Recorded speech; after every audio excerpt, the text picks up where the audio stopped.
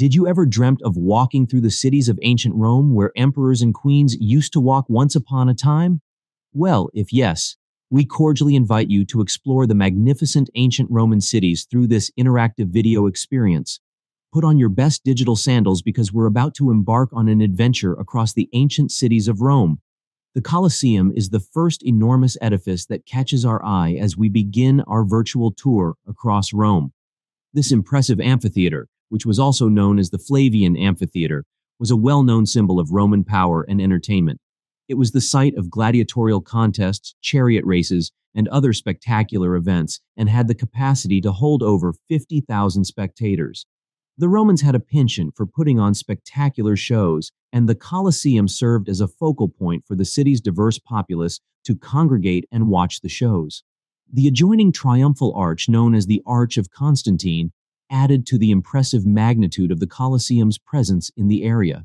This arch was erected as a monument to commemorate Emperor Constantine's triumph over Maxentius, and as a reminder of Rome's numerous military victories that led to the city's enduring power.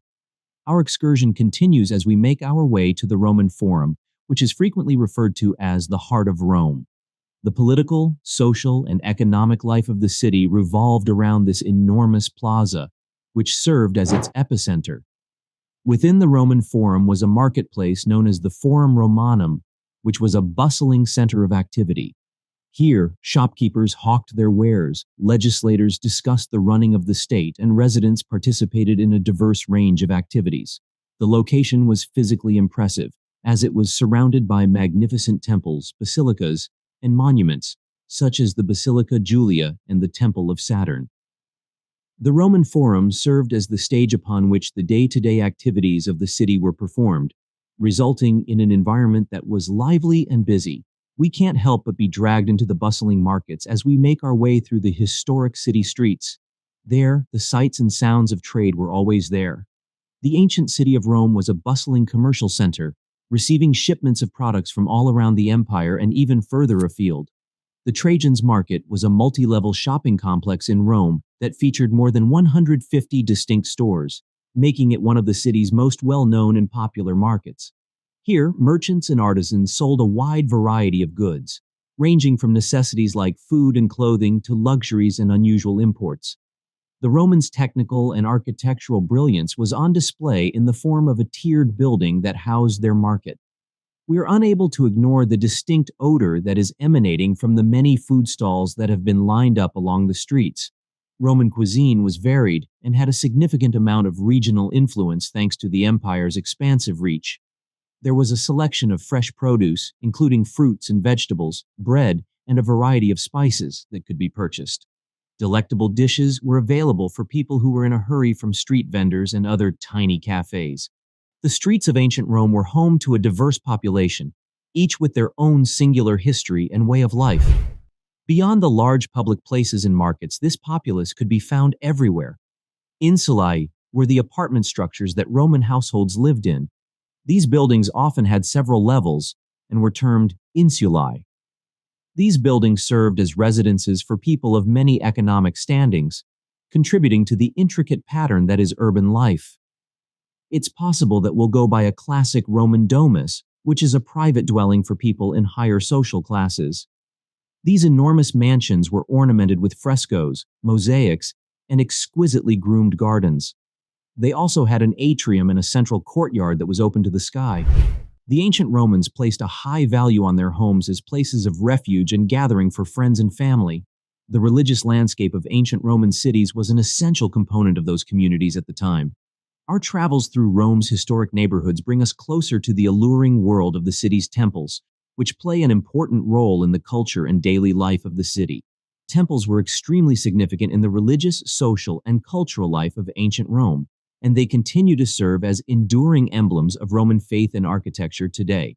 Temples played a crucial role in the religious, social, and cultural life of ancient Rome. The Temple of Jupiter, Optimus Maximus, which was situated on the Capitoline Hill, was widely recognized as one of the most impressive and magnificent temples. This vast temple was the most prominent religious monument in ancient Rome, and it was devoted to Jupiter, the king of the gods. Jupiter was considered to be the ruler of the gods. The initial construction of this temple occurred during the early days of the Roman Republic. Nevertheless, it has undergone numerous reconstructions and alterations over the course of the ages. The temple was used as a place of worship, the offering of sacrifices, and the performance of ceremonies. Inside, there were representations of gods in the form of statues and symbols, and worship services of varying kinds were held to honor them. This temple served as a physical manifestation of the Romans' profound religious beliefs and their unwavering devotion to the deities. Vesta, the Roman goddess of the hearth and home, had her own temple in the Roman Forum. This temple, known as the Temple of Vesta, was devoted to her. This temple was an important part of the city's religious life and had a major place in the city. Vestal virgins, a group of priestesses who were charged with the responsibility of maintaining the sacred fire of Vesta, made this place their home. In Roman religion, the Vestal virgins were responsible for maintaining the integrity of the sacred flame and ensuring that it burned without interruption.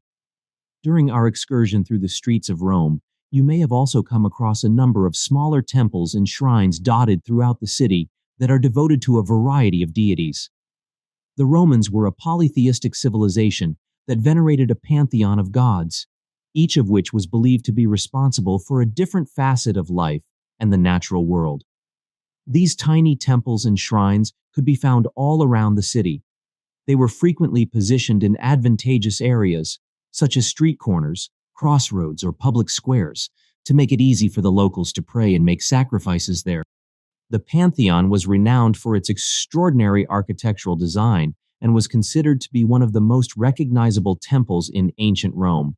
The Pantheon was, as its name suggests, a place of worship for all of the gods, despite the fact that it is commonly referred to as a temple. This incredible building featured a gigantic dome that had an oculus, which is a circular hole at the structure's apex that allowed natural light to stream into the inside of the building. The structure of the Pantheon was a work of architectural genius, and the dome of the building became a model for many subsequent domes used in buildings throughout history. The temple was a significant contributor to the development of Renaissance and neoclassical architecture, and it continues to serve as a living testimony to the inventiveness of Roman architects even today. Roman society placed a significant emphasis on amusement, and its ancient towns provided a wide range of entertainment options to suit a variety of preferences. For instance, the enormous Circus Maximus served as a venue for chariot races and had a capacity of accommodating up to 150,000 spectators. The world-famous chariot races used to be held at this location, attracting huge crowds and generating intense excitement. As we make our way to the Theater of Marcellus, we are introduced to a new kind of entertainment.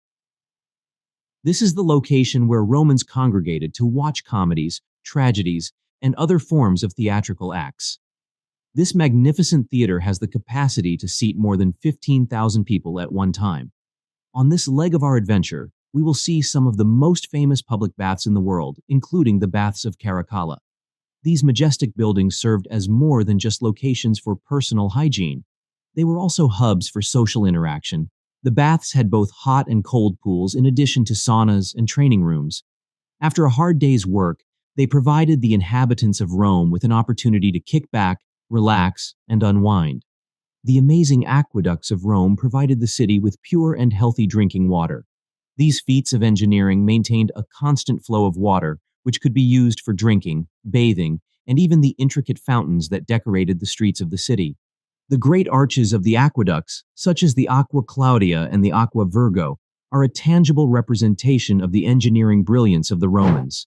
Our in-depth travel through the alleyways of ancient Rome has provided us with a glimpse into the routines of its residents, the splendor of the city's architecture, and the abundance of its culture. It is a memorial to the ongoing heritage of the Roman Empire, where creativity, ingenuity, and lively urban life were characteristics of an outstanding civilization. This monument is a testament to the enduring legacy of the Roman Empire. If you found this virtual tour through the ancient cities of Rome to be enjoyable, make sure to give the video a like, share it with your friends, and subscribe for more fascinating looks into the past. We appreciate your company on this excursion, and until we meet again, we encourage you to never stop learning new things and reflecting on the past.